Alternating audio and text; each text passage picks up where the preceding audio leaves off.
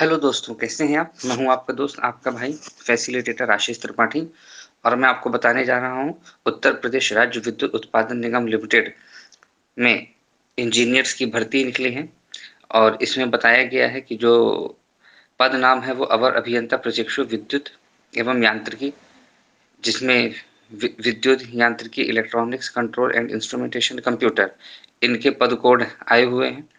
ठीक है, और इसमें कुल जो रिक्तियां हैं वो 196 है।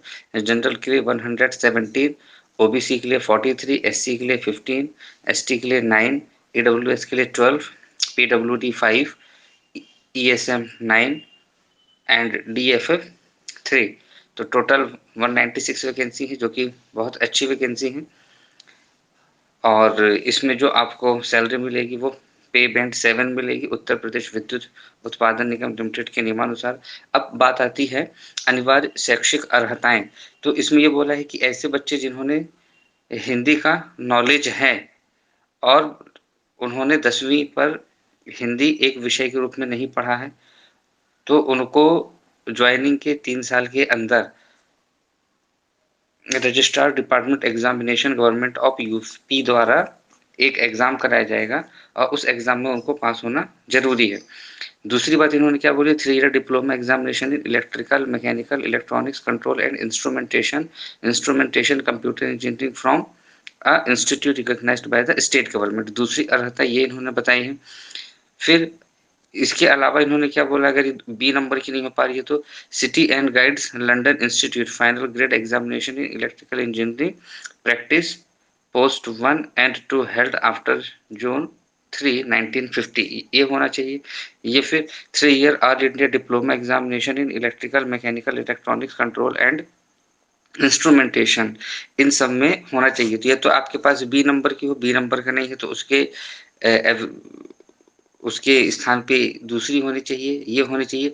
मतलब कि इन 3 में से एक अर्हता आपके पास होनी चाहिए ए नंबर के अतिरिक्त। उसके बाद ये क्या बोल रहे हैं, 3 year diploma in examination in electrical, mechanical, electronics, control and instrumentation computer conducted by any university in India incorporated by an act of the central और स्टेट लेजिस्लेटिव। तो कोई भी यूनिवर्सिटी जो केंद्र सरकार द्वारा या राज्य सरकार द्वारा खोली गई है और उससे आपने 3 साल का डिप्लोमा लिया है इन बताए गए विषयों में, तो आप एलिजिबल हैं। ठीक है, अगला इन्होंने क्या बोला है कि डिप्लोमा अगर आपने डिस्टेंस मोड से किया है तो वो एलिजिबल नहीं माना जाए। डिप्लोमा आपका जो है कंप्लीट होना चाहिए at the time of submission of application. जब आप एप्लीकेशन भर रहे हो उस समय तक आपका डिप्लोमा कंप्लीट हो जाना चाहिए। तो दोस्तों ये बातें जो हैं, इन बातों को ध्यान रखना आपके लिए आवश्यक है। ये बातें ध्यान रखना जरूरी। If there is a CGPA, OGPA और CPI system, then candidate must bring relevant conversation formula issued by their institution और university to convert CGPA, OGPA और सीपीआई इनटू परसेंटेज। तो आपको फॉर्म भरते समय परसेंटेज भरना है। आपकी न्यूनतम आयु जनरल कैटेगरी के लिए 18 वर्ष है और अधिकतम 40 वर्ष है। नियमानुसार आपको आपकी कैटेगरी के अनुसार आपकी एज में छूट मिलेगी। ठीक है दोस्तों, आगे आपको ये बताया गया है जो फीस है जनरल की, ओबीसी की और ईडब्ल्यूएस की 1000 है। यहाँ तो बेईमानी है, ईडब्ल्यूएस की फीस 1000 रुपये रखनी ही नहीं चाहिए। नहीं तो किस बात का economic weaker section, economic weaker section को इन्होंने बोला है, तो इनकी फीस तो 1000 होनी ही नहीं चाहिए। इनको फीस में तो छूट मिलनी ही चाहिए, तभी तो इकोनॉमिक वीकर सेक्शन है। अगर ये इकोनॉमी स्ट्रांग होते तो फिर ये कोटा ही क्यों लाए हैं? तो मुझे तो ये बात आज तक समझ में नहीं कि ईडब्ल्यूएस भी बोलते हैं और फीस लेते हैं जनरल के बराबर। खैर कोई बात नहीं। आप देखें कि अनुसूचित जाति, अनुसूचित जनजाति के लिए 700 रुपये है और जो दिव्यांग जन हैं उत्तर प्रदेश के मूल निवासी, उनको 10 रुपये फीस भरनी है। आप ऑनलाइन भर सकते हैं।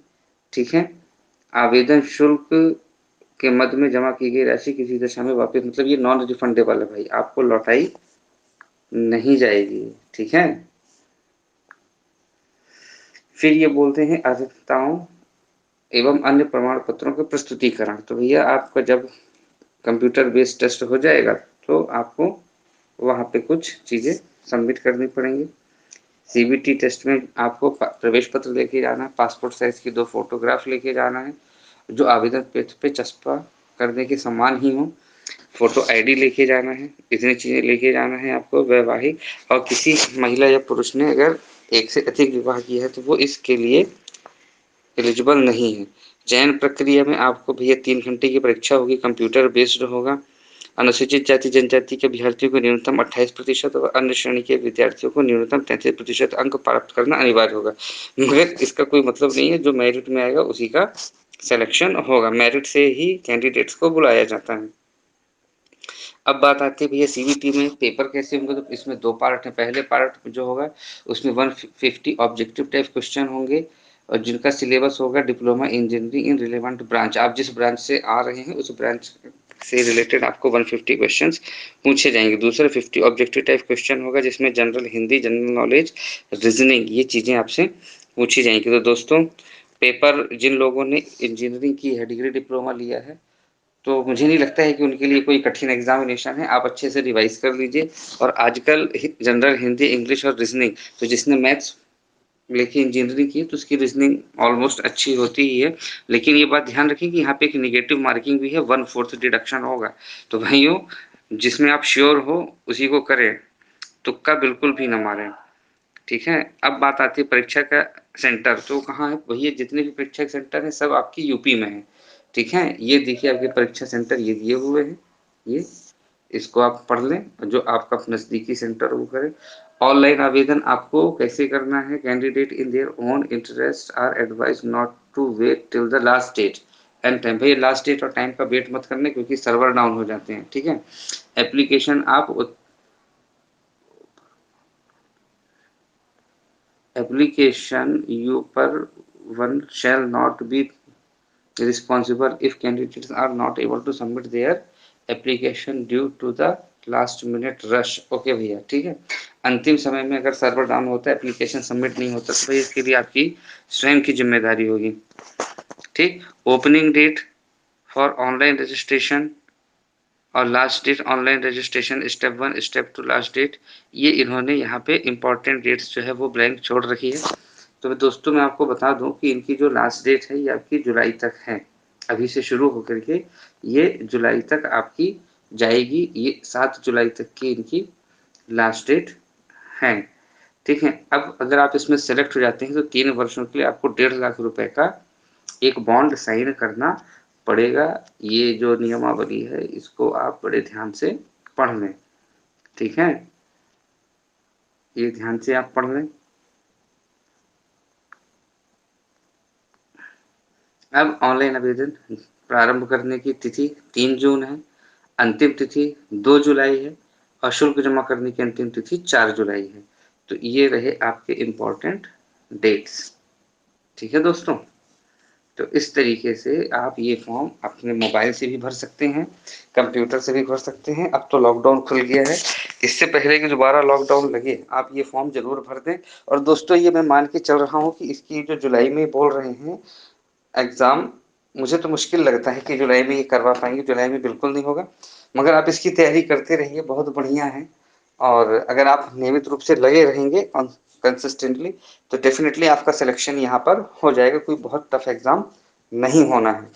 ठीक है दोस्तों, अगर आपको मेरी जानकारी पसंद आती है तो मेरे चैनल को लाइक कीजिए, सब्सक्राइब कीजिए, ज़्यादा से ज़्यादा शेयर कीजिए। ओके दोस्तों, और मेरे यूट्यूब चैनल फैसिलिटेटर